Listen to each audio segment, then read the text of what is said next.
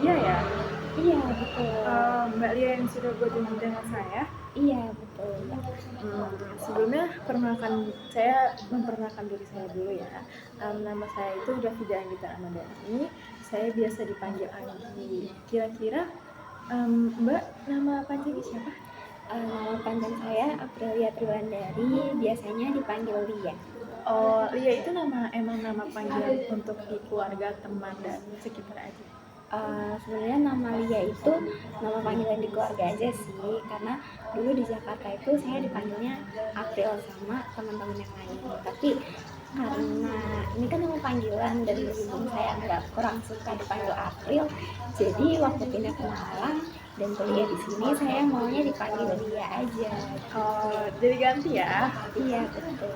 Nah, ini kira-kira Mbak dari mana nih sebenarnya? Saya sebenarnya asli Jakarta, cuma di Malang ini untuk kuliah. Kuliah. Jadi ini Mbak baru pulang kuliah atau gimana? Iya, betul, saya baru pulang kuliah. Oke. Kira-kira kan pasti jauh ya dari tempat kuliah untuk ketemu sama saya ini. Jadi Mbak kesini naik ojek atau emang naik itu kendaraan pribadi? Itu macet gak namanya sore-sore ini? Tadi saya naik Gojek sih, terus kan tadi saya pulangnya agak sore menuju Malang gitu ya Mbak. Jadi waktunya pulang kerja dan itu tuh padat banget, jalanan macet. Agak melelahkan ya pasti ya. Iya, betul.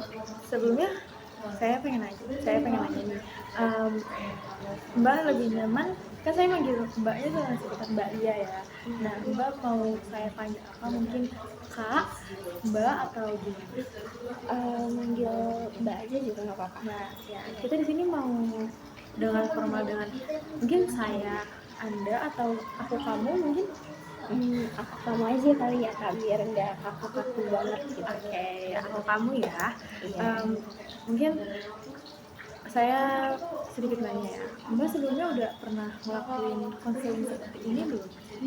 Sebelumnya belum pernah sih Kak, karena saya merasa agak canggung gitu ya untuk cerita dengan orang asing. Mungkin saya bisa sedikit dijelasin dulu ya tentang konseling. Jadi konseling itu kayak saya sebagai konselor dan Mbak sebagai klien saya atau konselor saya, jadi kita saling terbuka di pembicaraan ini. Nah, di konseling sendiri itu ada dua asas kerahasiaan sama asas keterbukaan. Jadi apapun yang nanti Mbak ceritain ke saya akan jaga pendapat, kayak saya bakalan jaga kerahasiaan Mbak itu tersendiri dan asas keterbukaan. Jadi selama sesi konseling ini saya mengharapkan agar saya sama Mbak bisa saling terbuka ya. Gimana nih perasaan Mbak sebelum kita ngobrol? Hari ini sebenarnya capek sih Mbak, karena kan saya kuliah dari pagi jam 7, terus abis itu saya kuliah lagi dari jam 7 tuh sampai jam 9-an, abis itu kuliah lagi online sih, tapi tetap di kampus dan itu tetap menguras tenaga ya Mbak.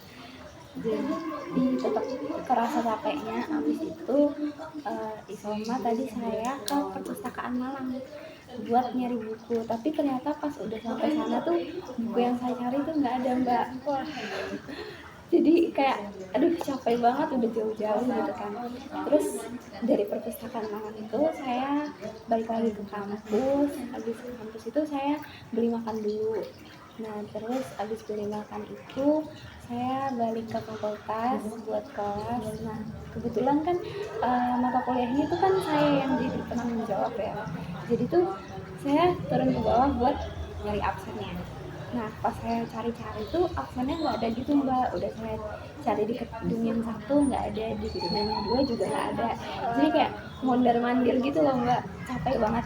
Terus akhirnya nggak ada, saya balik ke kelas terus bilang ke ibunya kalau misalkan absennya emang nggak ada gitu. Terus tadi itu kelas pulangnya jam setengah 5, jam 4. Terus jam 4 itu saya istirahat dulu, jalan-jalan di kampus. Habis itu jam 5 itu saya ada rapat. Nah rapatnya itu selesainya sekitar setengah 7-an sih Mbak. Karena tadi ngomongin acara yang kebetulan emang udah mepet banget jadwalnya, jadi agak malam dan kesininya itu macet, jadi capek banget sih rasanya. Di emang kegiatan Mbak hari ini cukup padat ya, kayak melelahkan banget tadi yang Mbak jadi PJ kelas, jadi harus nyari absen ke 2 gedung ternyata tuh dan itu tuh kayak capek banget ya. Terus ditambah Mbak tadi ada rapat ya, ada rapat dulu sama mungkin saya bisa nanya kayak gimana sih keadaan Mbak saat itu yang sebelum Mbak akhirnya tuh milih buat menghubungin saya.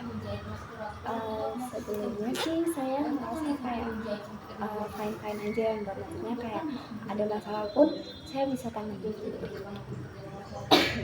Tapi untuk akhir-akhir ini kayak saya lebih merasa apa ya, saya nggak bersemangat untuk melakukan kegiatan gitu loh Mbak.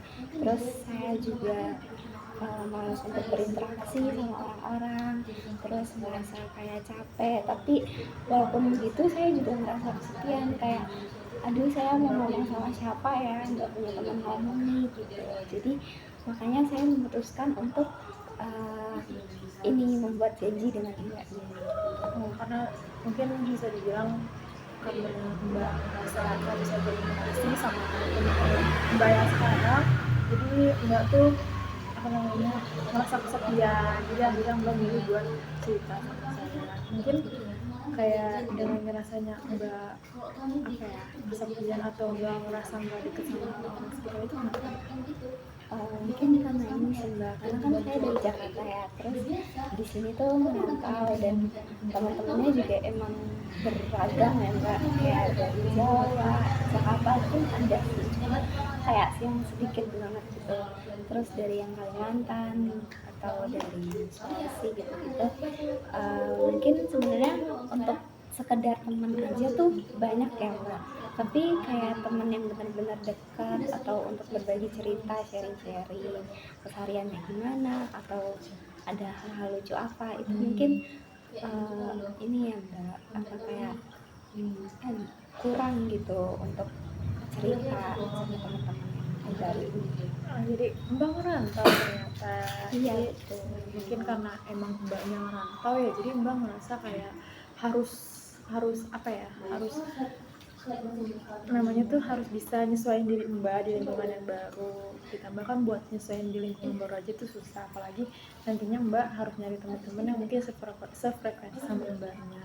Kayak yang tadi Mbak bilang, kalau misalkan iya emang banyak teman Mbak yang dari Jakarta juga, tapi mungkin dia punya kesibukan lain sampai akhirnya Mbak tuh bingung harus kemana. Kayak sebanyak apapun teman kita di sini, kalau misalkan kita nggak sefrekuensi agak susah sih. Mungkin selain tinggal di pertemanan Mbak tuh adakah yang lagi Mbak rasain lagi? Mungkin dari ini sih Mbak, perkuliahan ya, karena kan kita baru masuk semester 3 dan walaupun baru awal-awal tuh kerasa banget capeknya, kayak banyak tugas, terus mulai banyak praktek-praktek yang harus berinteraksi sama orang, sementara akhir-akhir ini saya merasa kayak capek banget buat berinteraksi sama orang lain. Jadi dengan susahnya berinteraksi sama orang lain tuh bikin kendala juga ya di perkuliahan Mbak, kayak misalkan kelompok Mbak jadi susah milih teman kayak gitu. Iya benar, apalagi semester 3 ini kan saya punya plan kayak saya mau ikut banyak organisasi buat memperbanyak apa ya, kayak relasi, terus apa kayak skill-skill buat berorganisasi, berinteraksi lah sama orang-orang gitu. Tapi ternyata pas udah masuk semester 3 ini justru saya ngerasa berinteraksi dikit sama orang tuh merasa capek banget gitu. Berinteraksi sama orang jadi cepet capek ya. Jadi Iya. kayak energi Mbak tuh cepet banget kekuras. Mungkin itu juga dengan kayak Mbak bilang kalau Mbak tuh nggak ngerasa kurang sefrekuensi sama teman-teman Mbak baru tuh, jadi bikin energi Mbak tuh jadi sering kekuras karena Mbaknya kurang nyaman atau kurang nyambung. Itu tuh bisa jadi apa ya, sebenarnya kayak kendala buat diri Mbak sendiri.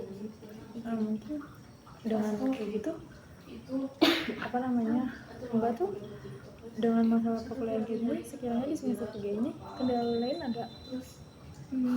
Kendala lain itu menurut saya udah sih itu aja. paling kayak tugas-tugasnya itu juga sih, karena kan selain itu kan saya juga kayak energinya kekuras untuk berorganisasi, berinteraksi sama orang lain gitu. Jadi pas udah di kelas saya tuh kayak beneran capek banget dan mutusin buat kayak rebahan-rebahan, tidur atau main HP aja. Terus akhirnya kayak pas udah lihat jam udah jam segini dan tugas-tugasnya tuh nggak kepegang. Terus kayak buat beresin kamar aja tuh kayak udah males banget gitu. Jadi karena itu pun bisa jadi kendala ya, jadi mbaknya tuh kayak gak bisa nge-manage waktu mbak, kayak bingung ini harus mau ngerjain mulai yang mana. Terus ditambah jadi mbak bilang kayak mbaknya jadi sering berleha-leha, terus sampai akhirnya udah tengah malam mbak baru ingat kalau ada tugas. Kayak mungkin karena sering menunda itu juga termasuk kendala ya, kayak jadi mbaknya tuh kayak apa ya, dengan mbak ngerasa nggak nyaman sama lingkungan mbak tuh jadi malas-malasan, terus akhirnya tugasnya juga jadi yang keteteran. Iya benar. Terus kayak udah gitu kan mungkin banyak tugas kelompok ya mbak, jadi harus berinteraksi lagi sama orang. Nah terus kadang tuh kayak tugas kelompok pun kayak nggak ada yang berinisiatif gitu mbak, jadi kayak saya kan udah capek ya, terus mereka nggak inisiatif, jadi mau nggak mau saya tuh yang ngajakin mereka untuk tugas kelompok, dan itu buat kayak tambah capek lagi gitu loh buat ngerjain tugas-tugas yang harusnya bisa ke handle gitu. Itu dia masalah tugas kelompok ya, itu kayak misalkan mbak ini udah capek nih buat berinteraksi sama mereka, tapi mbak ternyata diharuskan untuk memulai obrolan sama mereka kayak kerja kelompok kayak gini. Nah itu kira-kira gimana sih caranya mbak supaya akhirnya mbak ngedorong diri mbak biar bisa memulai pembicaraan dengan mereka di situ? Saya mendorong diri saya tuh ini sih, karena kadang kan kayak mereka sampai detik-detik terakhir, jam-jam terakhir tuh kan nggak ada apa ya omongan apa-apa ya kayak, jadi kayak mau nggak mau tuh saya emang harus ngomong gitu, yang ngomong pertama buat ayo ngerjain tugas yuk gitu. Jadi emang kuncinya mepet-mepet. Jadi emang dari kelompoknya emang harus mepet-mepet ya. Iya, dan yang lainnya tuh kayak kalau nggak mepet tuh nggak kerja gitu loh, nggak kayak susah gitu. Tapi kan kadang kalau misalkan kayak selain mepet-mepet, kalau misalkan nih kayak udah mepet tapi dari teman mbak sendiri pun nggak ada respon, itu kira-kira tuh mbak termasuk orang yang kayak udahlah mendingan saya aja yang ngerjain sendiri, atau mbak bakalan tetap ke kelas supaya mereka nggak ngerjain? Dan kalau misalkan mereka nggak ngerjain, mbak tuh nggak bakalan misalkan mereka di kelompok.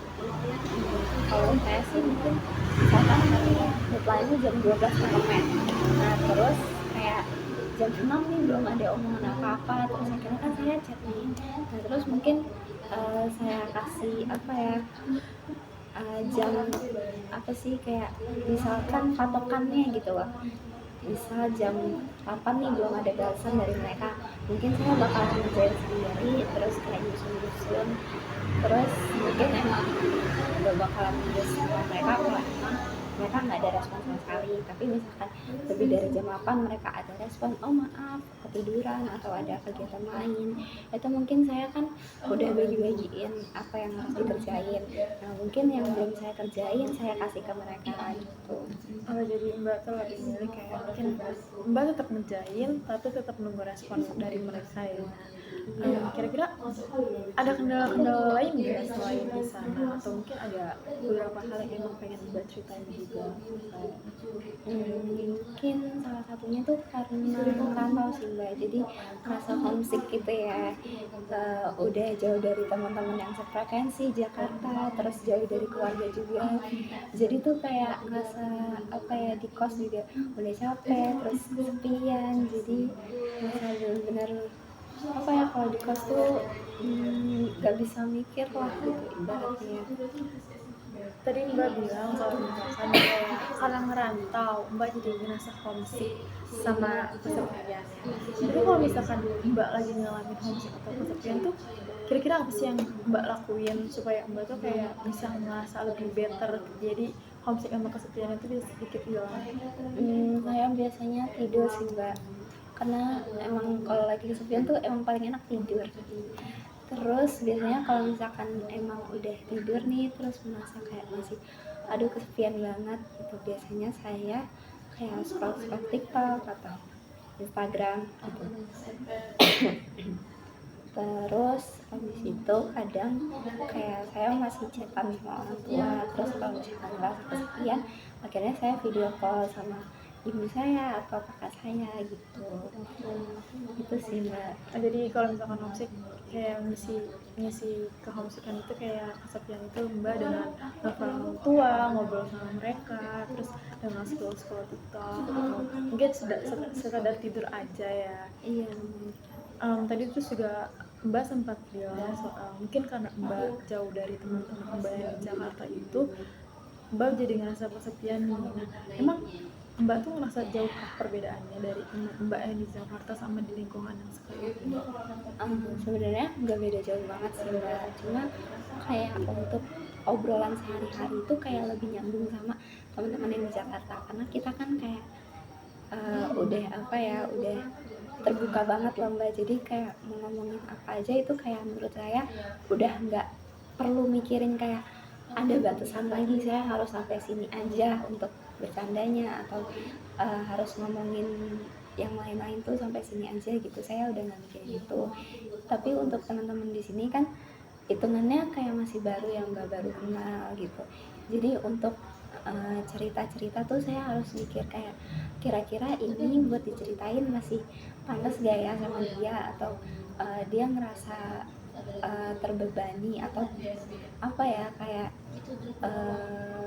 apa kok dia ngomonginnya kayak gini-gini gitu. Itu masih harus saya pikirin lagi sih. Oh, jadi emang ada ya perbedaan dari teman sebelumnya sama teman yang sekarang. Kayak kalau tadi Mbak bilang kalau misalkan teman yang sebelumnya itu Mbak lebih ngerasa tuh lebih terbuka, kayak Mbak buat ngobrol aja tuh kayak nggak takut, kayak nyampein sesuatu Mbak berani, Mbak nggak tanpa rasa takut atau canggung. Sedangkan kalau sama teman yang baru ini Mbak ngerasa sungkan karena takut mereka mikir yang enggak karena di lingkungannya pun berbeda ya. Iya betul. Mungkin dari sini kan pasti dari teman-teman Mbak sendiri tuh kayak bakal ngasih feedback ya, kayak setiap Mbak sharing atau ngobrol itu pasti ada feedback dari mereka. Itu kira-kira feedback dari mereka tuh sama atau enggak? Kalau menurut saya pribadi ya itu lumayan beda sih mbak, karena kalau misalkan dulu pas di Jakarta itu kan kalau saya cerita mereka tuh kayak yang lumayan excited gitu, terus kayak apa ya, apa yang saya omongin itu mereka udah tahu gitu loh maksud dari omongan saya, jadi tuh saya emang nyambung aja, jadi emang yang dibicarain tuh ngalir dan pikirannya tuh selaras gitu, jadi pas kita ngobrol iya udah klop banget gitu loh.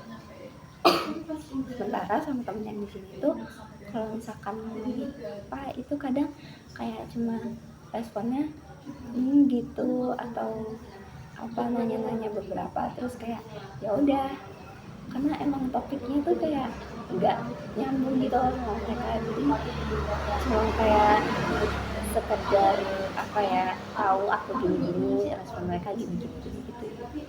Jadi Mbak masih sampai sekarang ini masih tetap nyamannya tuh sama teman-teman Mbak yang di Jakarta di sana daripada di sini, mungkin karena emang perbedaannya, dan Mbak juga dimana Mbak harus bisa menyesuaikan dulu di sini karena kadang emang omongan apa ya orang-orang Jakarta itu suka nggak diterima di beberapa lingkungan. Iya betul. Terus juga kayak di sini tuh apa ya, kadang orang tuh ngerasa kayak anak-anak Jakarta tuh lebih kayak terbuka ya, apa sih dalam artian terbuka tuh kayak pergaulannya mungkin lebih bebas gitu. Padahal menurut saya kayak cara mereka teman, cara mereka berkomunikasi itu menurut saya gak beda jauh sih sama anak-anak yang dari Jakarta. Mungkin emang kita lebih kayak banyak ngomong ya, kalau kalau orang bilang tuh kita lebih banyak ngomong, terus lebih kayak ceplas-ceplos gitu. Mungkin mereka emang nggak terbiasa sama itu, tapi untuk topik dan omongannya sendiri itu menurut saya nggak beda jauh. Mungkin cuma cara mereka meresponnya aja yang agak kurang masuk untuk kita yang ceplos-ceplos gitu. Saya yakin kayak mereka tuh ngerasa dari tutur bahasa pun juga udah beda antara mereka dengan orang-orang Jakarta ini. Jadi mereka kayak, apa sih ini anak-anak Jakarta kok mulutnya pada kayak gini gitu, sampai dibagi mungkin pergaulan bebas itu kayak sebenarnya untuk hal itu balik lagi ya ke diri mereka sendiri, mau kayak orang Jakarta ataupun bukan. Kalau soal pergaulan bebas ya itu tergantung mereka nya mau terjerumus ke situ atau enggak. Mungkin dari pergaulan bebas ini nih, apa Mbak ada merasa kayak kejadian sesuatu atau emang Mbak ada sesuatu hal yang emang pengen Mbak ceritakan gitu? Mungkin kayak ini aja sih, mungkin kayak pergaulan bebas itu enggak yang separah itu mungkin ya, mungkin emang ada segolongan orang yang kayak gitu, tapi untuk sisanya tuh mungkin enggak kayak gitu loh. Jadi kalau misalkan orang mikir kayak anak Jakarta nih sama semua gitu, mungkin salah ya, mereka harus lebih kayak apa ya, berteman lebih jauh dulu gitu loh sama kita, lebih ngomong lebih akrab dulu, baru mereka bisa menyimpulkan sebenarnya kita tuh emang kayak gitu atau cuma hanya segolongan orang aja gitu. Karena apa yang mereka simpulkan itu berdampak dengan gimana kita bersosialisasi sama yang lainnya gitu. Ya mungkin maksud Mbak kayak mereka tuh menyimpulkan bahwa semua orang Jakarta itu tuh sama, padahal nggak semua. Kayak emang ada beberapa orang, mungkin dari orang tersebut aja yang salah memilih teman. Jadi kayak dia berteman sama golongan yang emang pergaulannya lumayan cukup bebas ya, padahal masih banyak loh anak-anak Jakarta yang nggak bebas. Iya benar. Mungkin dari situ nggak mungkin dong Mbak kayak nggak punya teman yang kayak masuk ke dalam golongan pergaulan bebas itu. Mbak itu nanggepinnya kayak gimana kalau misalkan ada teman Mbak sendiri yang aku biasanya bercanda sih kayak kamu mau ikutan gak gitu terus kayak ya udah bercanda gitu, tapi aslinya aku kayak bilang gini juga ke mereka kayak coba lebih dekat dulu sama kita gitu. Kayak contohnya kan aku nggak yang kayak yang lain gitu loh, yang dibicarain yang sebebas itu tuh nggak kayak gitu. Jadi itu kadang aku bikin bercanda aja sih. itu kan kayak mungkin ada beberapa orang yang ngecap kayak gitu ya, kalau misalkan ada orang yang ngecap kayak gini, kayak teman Mbak sendiri, teman baru Mbak yang ada di sini tuh, kira-kira Mbak bakal ngelakuin kayak mungkin jauh atau jaga jarak ke mereka, atau mungkin bisa aja tuh Mbak langsung nge-cut off orang tersebut, atau Mbak memberikan komentar dia bakal kayak gini. Kalau aku sendiri sih nggak sampai cut off atau ngejauhin orang tersebut ya, karena kan kita juga di sini berteman tuh kayak ya udah sama siapa aja, apalagi kita rantau. Kalau misalkan kita pilih-pilih teman tuh kayaknya yang ada kita nggak ada teman nggak sih di sini kan. Jadi aku lebih kayak ngasih tahu sebenarnya yang kayak gitu tuh nggak semuanya, atau emang cuma segolongan orang aja yang kayak gitu. Terus kayak jangan, aku lebih kasih masukan juga, jangan takut buat bersosialisasi sama kita. Terus mungkin kalau misalkan emang dia ngelakuin itu ya batasin diri aja untuk gak ikut sama pergaulannya mereka, tapi jangan membatasi diri juga untuk berteman sama mereka, karena kan kita juga nggak tahu ya Mbak, mereka tuh ngelakuin hal-hal kayak gitu tuh pasti ada alasan-alasan mereka tersendiri, mungkin karena coping stresnya mereka itu dengan melakukan hal kayak gitu kan, kita nggak tahu ya. Mungkin kayak dia tuh bisa melakukan itu mungkin karena segala hal, kayak beberapa hal yang bikin dia tuh akhirnya tuh terjerumus ke situ. Jadi kita tuh mungkin bisa dibilang sebagai pencegah, kayak kita ngasih tahu buat jangan terlalu dalam ke hal yang nggak baik kayak gitu. Mungkin saya mau sedikit bertanya lagi sih. Kira-kira nih kan tadi Mbak tuh juga sempat bilang kalau di sini nih Mbak tuh kayak kurang masuk sama orang-orangnya. Nah tapi kan mungkin nggak mungkin dong di antara semua dari banyaknya orang di sini Mbak memang nggak nyambung sama semuanya. Mungkin ada beberapa teman dekat Mbak itu gimana? Untuk teman-teman dekat sih sebenarnya emang udah dekat sih, cuma kayak kalau dibandingin lagi ya Mbak sama teman-teman saya yang di Jakarta, itu jujur belum kayak sedekat itu. Mungkin kita emang main bareng, jajan bareng, ngobrol-ngobrol bareng, kayak kegiatan organisasi pun kita bareng, cuma kayak yang ngobrolnya tuh belum seintens kayak saya ngobrol sama teman-teman yang di Jakarta, kayak hampir tiap menit chatan, terus kayak ada aja yang diomongin, itu belum seintens itu gitu loh. Mungkin dari teman paling dekat Mbak yang buat teman tuh mungkin ada beberapa itu boleh dibilang teman-teman dekat Yang di Jakarta yang di atau sini yang di nih. sini? Yang di sini itu yang utama teman fakultas sih Kak. Enggak sih, bukan pertama, ada 2 orang gitu teman fakultas. Kita sama-sama dari Jabodetabek, dari Jakarta khususnya Kak. Jadi kita tuh emang kayak yang dekat dan emang sering ngobrol bareng gitu.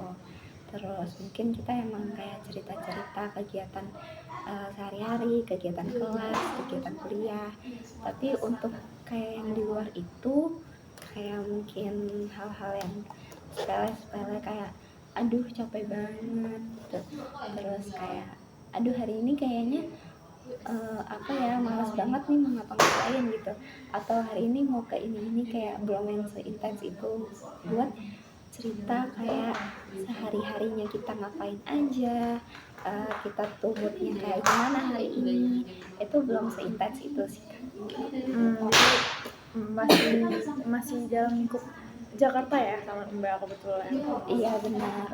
Tapi untuk yang di luar Jakarta pun saya juga ada sih teman dekat. Tapi yang gitu nggak kayak kita main bareng, terus sekelompok bareng, kelas bareng, terus makan-makan bareng. Terus kayak ya udah kita ngobrolnya pas mau ada janji itu aja gitu. Jadi untuk hal di luar itu kita kayak ngobrolnya pas kita ketemu, kita nggak chat yang intens kayak tiap hari chatan itu sih, enggak sih. Mungkin beda ya dengan teman Mbak yang tadi Mbak bilang dari Jakarta itu yang lebih intens, sedangkan sama yang di Jakarta itu enggak. Iya. Kayak biasanya tuh kegiatan kalian tuh kayak ngobrol atau ngapain barengnya tuh gimana? Kayak ngobrol, hangout. Yang dari Malangkah atau yang Dulu ya boleh. kalau yang dari Jakarta itu kita biasanya makan bareng, terus paling makan bareng. Aduh, di Malang tuh kayaknya nggak afdol kalau nggak makan bareng ya Kak. Jadi sama teman-teman aku yang dari Malang ataupun yang dari Malang itu kita kalau jalan pasti makan bareng. Makan ya. Iya makan, karena di Jakarta itu kan di Jakarta, di Malang itu kan terkenal sama kayak kuliner yang enak gitu kayak. Jadi sebenarnya yang dari luar Jakarta pun, teman saya yang dari luar Jakarta pun itu kan sama-sama merantau ya Mbak. Jadi pas kita di Malang, kita emang kayak kesempatan kita buat sama-sama kulineran. Jadi kalau di Malang itu kita hangoutnya pasti kulineran. Terus selain itu kita ini sih kayak ngafe-ngafe bareng, ngopi-ngopi bareng. Terus kayak karena psikologi lumayan hektik ya, jadi kita kadang kayak nugas bareng, ke perpus bareng gitu. Terus selain itu kadang kita juga nonton film atau kayak sekedar jalan-jalan muter-muterin Malang gitu sih. Cukup seru ya kegiatan sama teman, apalagi yang tadi Mbak bilang soal kulineran. Di Malang tuh terkenal banget sama kulinerannya kayak nah,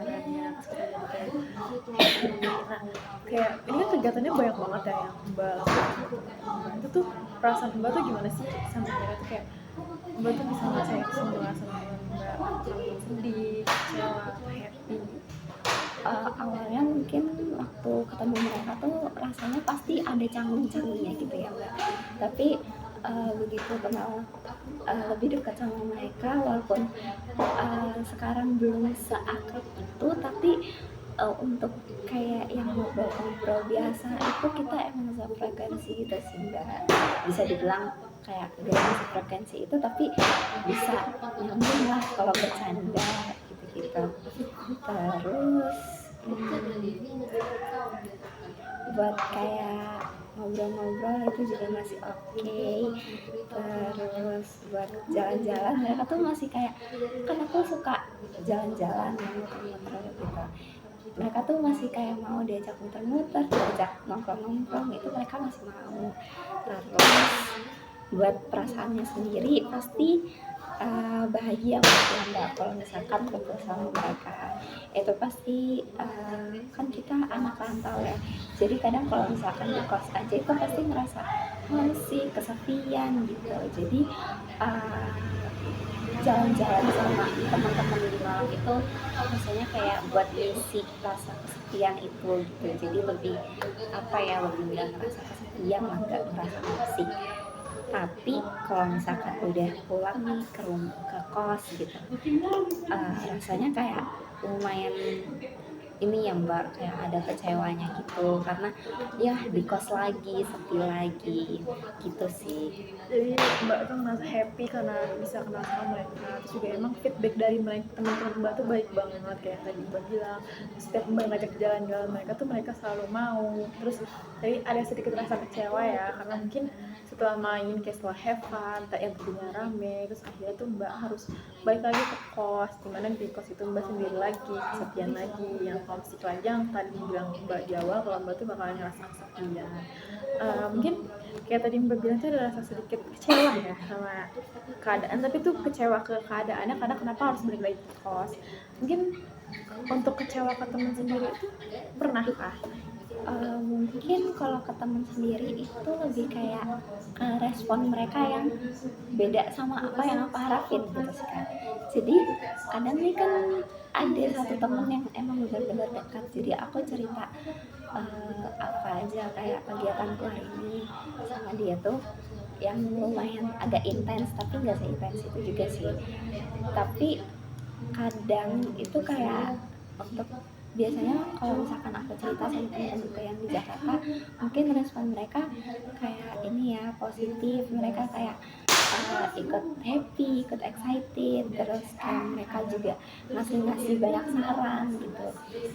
Sementara untuk teman-teman yang di sini itu kadang kayak misalkan aku udah cerita nih aku gini, terus mereka tuh kadang kayak apa ya, ibaratnya tuh mereka cuma kayak adu nasib gitu loh Mbak. Jadi aku tuh maunya respon yang kayak mereka ikutan excited, walaupun mereka nggak ngasih saran apapun, seenggaknya mereka tuh ikutan excited, kayak nanyain kok bisa kayak gitu-gitu, kok bisa gini-gini, atau ih seru deh kayaknya, aku juga pengen, atau gimana ya.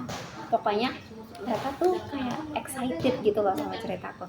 Tapi ujung-ujungnya mereka cuma kayak oh gitu toh, terus aku juga kayak gini, yang ujung-ujungnya tuh apa ya, ceritaku tuh kayak nggak didengar gitu loh. Akhirnya dia juga balik cerita, jadi aku merasa nggak didengar aja sih, karena Itu tadi yang Mbak bilang kalau misalkan apa ya, kayak dari teman dekat sama saat teman itu teman biasa banget, kayak mereka tuh langsung feedback yang berbeda.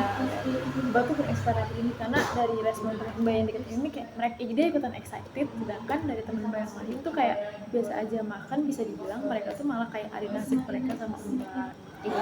Nah mungkin dari situ kayak mungkin kan Mbak bakalan kayak ngerasa takut gitu kalau misalkan dari respon teman Mbak tuh nggak ada pun Mbak masih takut atau kayak diabaikan sama mereka kayak gitu.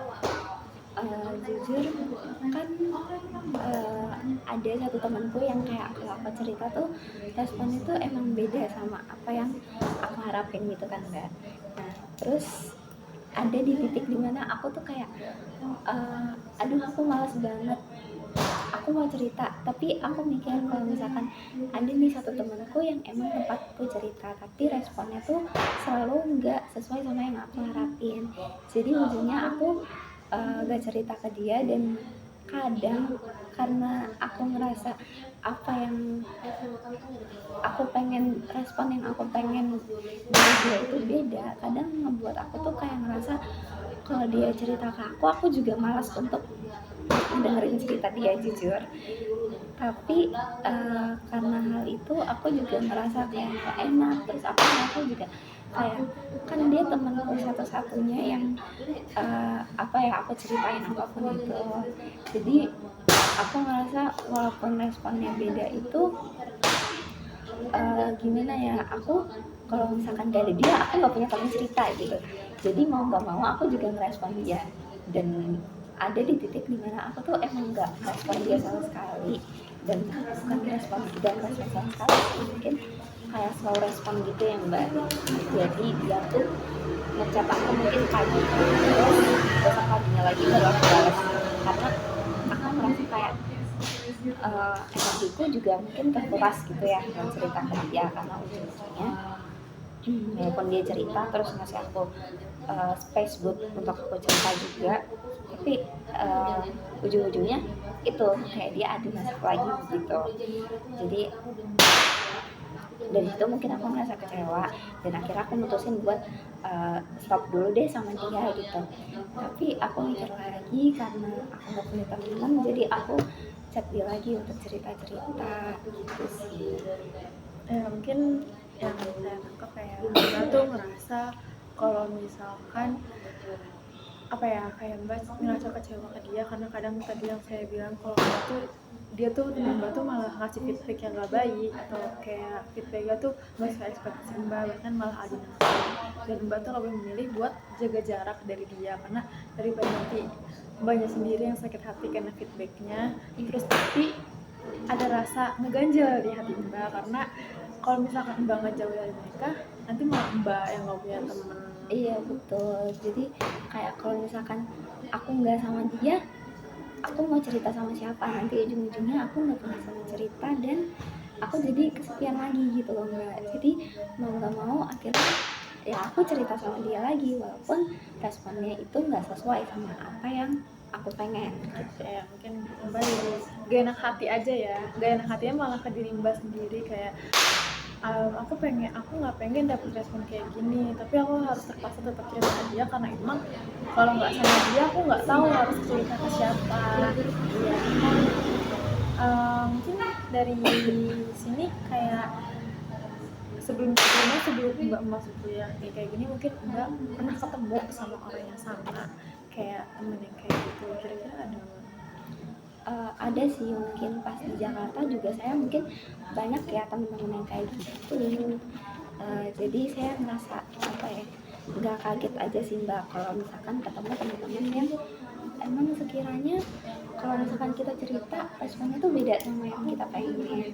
Jadi mungkin cara saya untuk apa ya, mengatasi, bukan mengatasi sih, kayak cara saya untuk menanggapi dia itu kayak gimana gimana itu saya udah tahu gitu sih.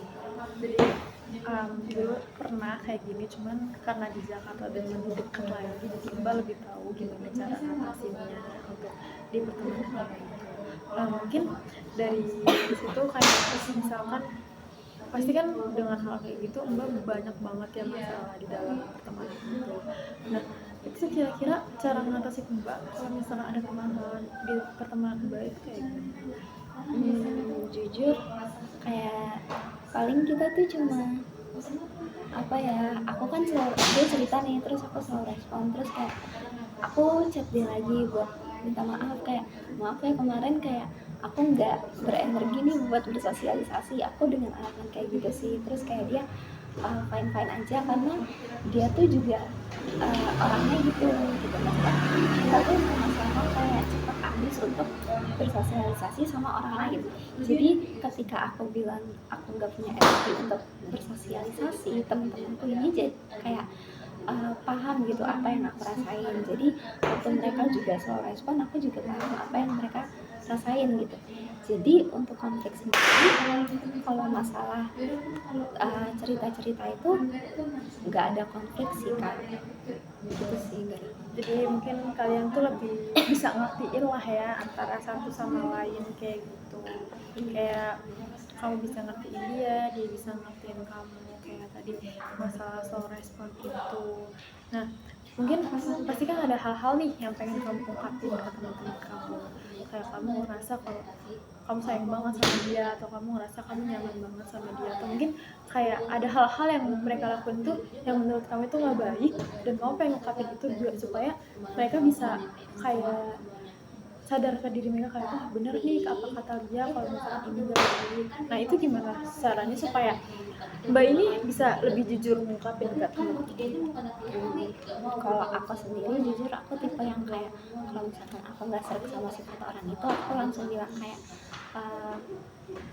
eh jangan terlalu ini nanti nggak baik. Aku sih sebenarnya lebih nyampein ke bahasa yang lebih sopan dan mereka sekiranya bisa terima gitu, dengan alasan-alasan yang bukan buat gak nyaman di aku aja, tapi aku kasih tahu mereka juga kalau misalkan mereka ngelakuin ini, kemungkinan besar orang-orang yang mereka akan dilakukan sama itu akan gak suka juga akan sikap tersebut. Jadi aku lebih kasih tahu dengan baik-baik, dan selama ini untuk teman-teman yang aku kasih tahu kayak gitu, mereka juga kayak bisa menerima dan merespon masukan aku dengan baik. Jadi gak ada konflik yang besar kalau misalkan aku nggak suka sama sifat mereka dan aku mengoreksi itu.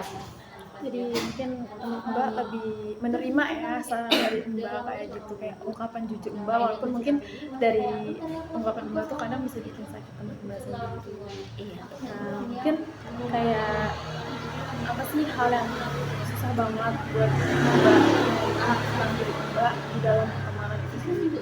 Bukan apa tadi? Diri Mbak di pertemanan Mbak sendiri. Kalau aku sendiri ya di pertemanan itu kayak aku tuh suka ngerasa bersalah kan Mbak, kayak jadi aku tuh kalau misalkan bercanda yang terlalu dikit mungkin aku kayak overthinking gitu, aduh kayaknya aku beneran salah deh bercanda kayak gitu. Terus aku langsung nanyain kamu nggak apa-apa kan, maaf ya tadi aku cuma bercanda gitu. Aku ngerasa diriku tuh kayak takut nggak diterima di pertemanan itu karena itu aku kadang suka bercanda berlebihan dan apa ya, aku suka walaupun aku nggak bercanda berlebihan tapi aku ngerasa aku bersalah tuh aku tetap minta maaf gitu walaupun itu bukan salah aku sendiri. Oh jadi tuh mungkin Mbak lebih ngerasa kayak overthinking, terus kayak Mbak tuh selalu menyalahkan diri Mbak, padahal di permasalahan itu belum tentu salah Mbak, tapi Mbak tuh selalu bilang kayak ini salah aku, padahal itu tuh belum tentu salah Mbak. Iya betul. Itu emang kurang baik ya. Nah mungkin kalau Mbak bisa ngomong sama bagian diri Mbak tuh apa sih yang Mbak ngomongin kalau misalkan tuh Mbak lagi ngerasain sakit, kayak tadi Mbak bilang kalau misalkan Mbak tuh selalu merasa salah padahal itu bukan salah Mbak, mungkin Mbak tuh lebih suka ngomong ke diri Mbak sendiri. Iya sih, aku selalu kayak gini dalam hati aku kayak sebenarnya kan tadi bukan salah aku tapi kenapa aku minta maaf gitu. Tapi aku juga mikir kayak kalau misalkan kita apa ya emang ada salah satu kita yang salah terus gak minta maaf itu juga kayak kurang enak gak sih Mbak. Jadi kayak apa ya, mau gak mau harus minta maaf gitu biar sama-sama enak juga. Mungkin dari aku yang minta maaf duluan dia juga menyadari kesalahannya dan minta maaf juga ke aku gitu.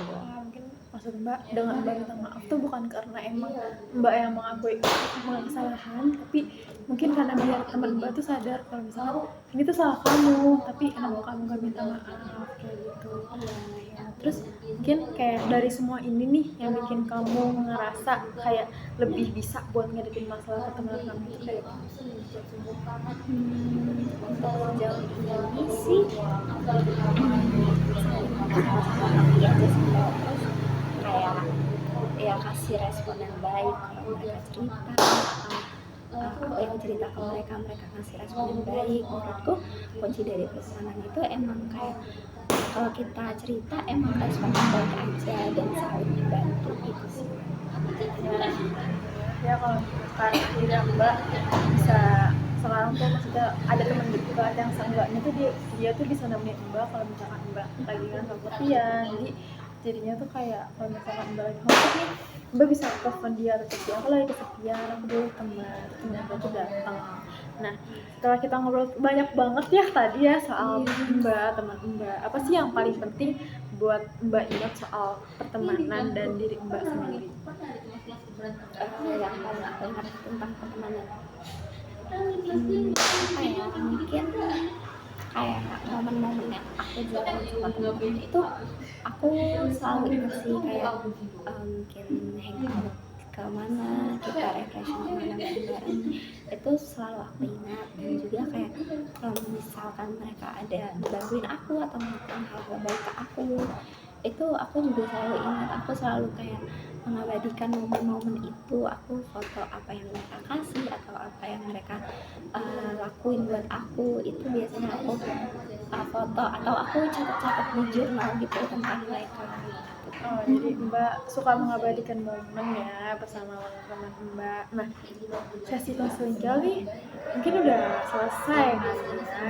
Tapi aku sebelumnya pengen nanya nih ke Mbak, gimana perasaan Mbak setelah akhirnya tuh Mbak sedikit menceritakan ke saya tentang apa yang lagi Mbak rasakan, kayak dibanding awal tadi yang mungkin Mbak agak sedikit takut cerita ke saya. Saya lebih ngerasa ini sih, lebih kerasa relax, nyaman, terus lega juga ya Mbak, karena kan sebelum datang ke Mbak mungkin saya ngerasa kayak capek banget, nggak punya teman buat cerita yang banyak hal yang mungkin emang nggak bisa saya sharing ke orang-orang lain atau teman-teman yang emang di Malang nih deket, tapi saya belum bisa cerita hal-hal ini ke mereka gitu. Saya ngerasa lebih lega aja karena udah mengutarakan hal-hal itu sebenarnya. Sedikit lebih lega ya. Mungkin sesi konseling kali ini kita cukupkan saja ya. Sebelumnya saya makasih banget ke Mbak karena Mbak juga udah bikin jadwal sama saya, dan Mbak tuh udah ngeberanin diri Mbak buat cerita ke saya, karena jujur buat terbuka sama orang lain itu agak susah ya, tapi Mbak akhirnya berani buat cerita ke saya walaupun emang di awal-awal Mbak ngerasa takut. Mungkin Mbak setelah ini ada kegiatan lagi atau langsung pulang? Saya langsung pulang sih Mbak, karena kebetulan juga masih banyak tugas kuliah ya Mbak, jadi mau gak mau saya harus balik ke kelas pagi untuk mengerjakan tugas-tugas. Biasanya langsung pulang ya. Iya. Sebelumnya terima kasih ya Mbak karena udah menyempatkan datang ke sini sambil datang pulang kuliah dan segala kegiatan padat ya di hari ini. Iya, saya juga terima kasih banget karena Mbaknya udah mendengarin apa yang saya alami selama ini. Terima kasih ya Mbak. Mungkin nanti saya bakalan yang saya bilang di awal, saya akan menjaga asas konseling ini. Terima kasih Mbak buat waktunya. Iya, terima kasih kembali ya Mbak. Selamat malam. Halo.